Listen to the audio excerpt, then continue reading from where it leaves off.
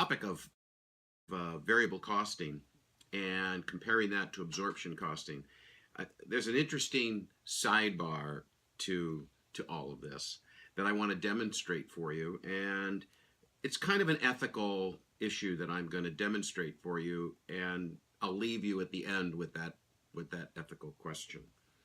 Let's just assume for the moment we have a product that sells for $30 and its variable costs in total are 10.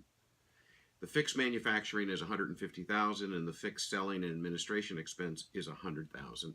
We're going to build 20,000 units, and the variable cost per unit then is $10.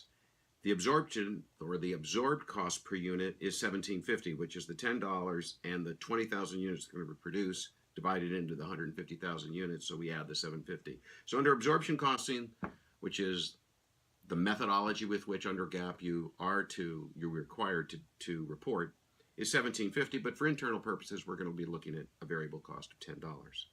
We're going to produce 20,000 units, so if we apply the break-even formula of fixed cost divided by unit CM, we find that the break-even point for this company is, with this cost structure, is 12,500 units. So with that in mind, let's do something that I think you might find interesting. We're going to produce 20,000 units, but we're only going to sell 12,000.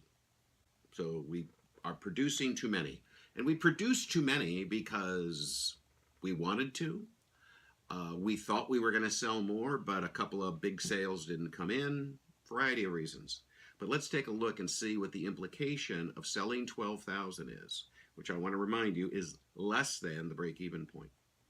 So if we do sell 12,000 units at $30, we're going to sell $360,000 under variable costing or absorption costing. Doesn't make any difference.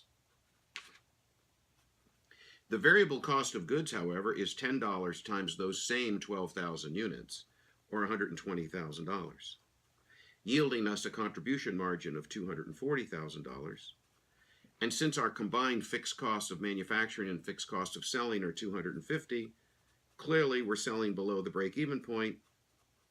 So under variable costing, we have a loss of $10,000. Under absorption costing, as I said, the sales are $360,000. Cost of goods sold, however, is going to be those same 12,000 units times the $17.50 fully absorbed cost, which, if my math is correct, is $210,000, yielding us a gross profit of $150,000. Subtracting our remaining sales and administration expenses of $100,000, lo and behold, we have a gross profit of $50,000, or a difference here of $60,000.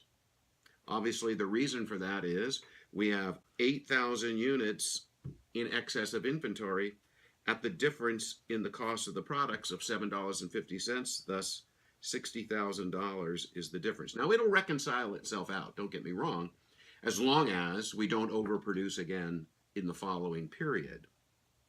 So what I'm getting at here, it is possible to generate under absorption costing a profitable P&L, although you are actually selling product below your contribution margin and variable costing calculation for break even.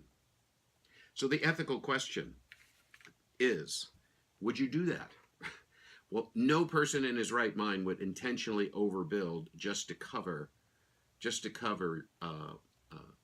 and create a profitable situation, because at the end of the day, if the next quarter you're going to ship 12,000 units, or the next month you're going to ship 12,000 units, you're certainly not going to build 12,000 because you've got 8,000 in inventory.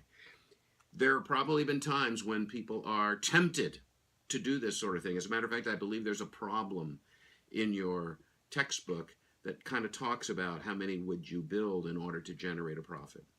The ethical issue is you don't do that, but that game can be played. I'm certainly not condoning it, but it's conceivable that people have done it. So the other key walkaway here is variable costing.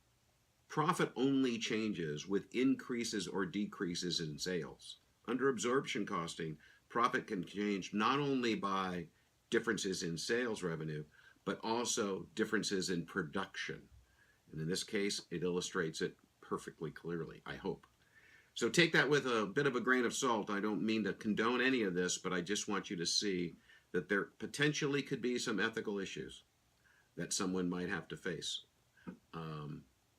And keep in mind that absorption costing will yield a higher profit when you produce more than you sell. And at some point, you could even do it above the, you could produce enough such that you're selling below the break-even point and still making money. Hope that helps.